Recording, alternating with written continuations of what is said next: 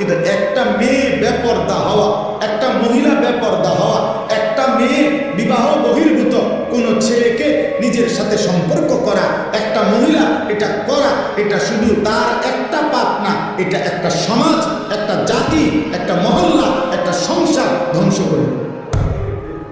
শুধুমাত্র সে নষ্ট হয় না, ছেলেটাকে নষ্ট করে দেয়, পুরুষটাকে নষ্ট করে দেয়। এই বংশটা আজীবনের জন্য কলঙ্কিত হয়। তাফসীরের মধ্যে লিখছে পরবর্তী বংশধর পর্যন্ত এই কলঙ্ক বয়ে বেড়ায়। তোর বাবা অসৎ ছিল, তোর মা চরিত্রহীন,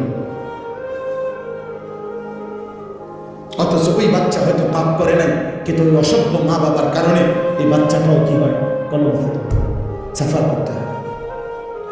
এই জন্য আল্লাহ তাআলা বলছেন কোনোভাবে ব্যভিচারের কোন পরিবেশ মুসলমানের সমাজে হইতে পারবে না, মুসলমানের সমাজে হইতে পারবে।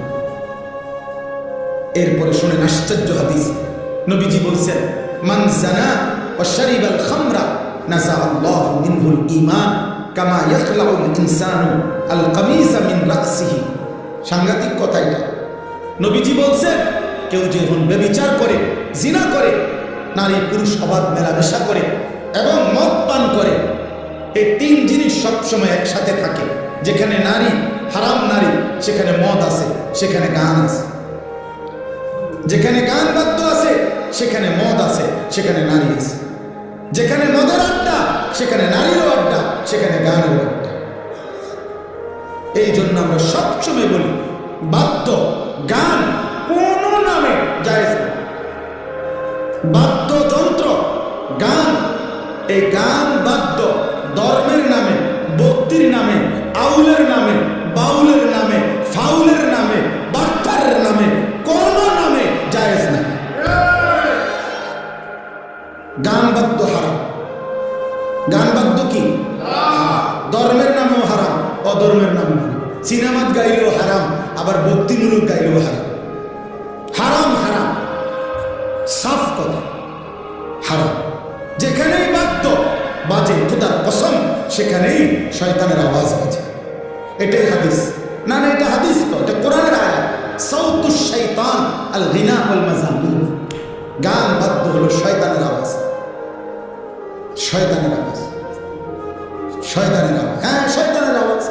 সাউন্ড বক্স, বিয়ে শাদীর মধ্যে যারা গান বাজায়, এই অসভ্য জোয়ান বুড়া, এগুলা সব হচ্ছে বেড়া বেড়ি হত্যা লাউন হলো মূল মাকসাদ। আর কিতা কিসের আখেরাত আর কি এর কি?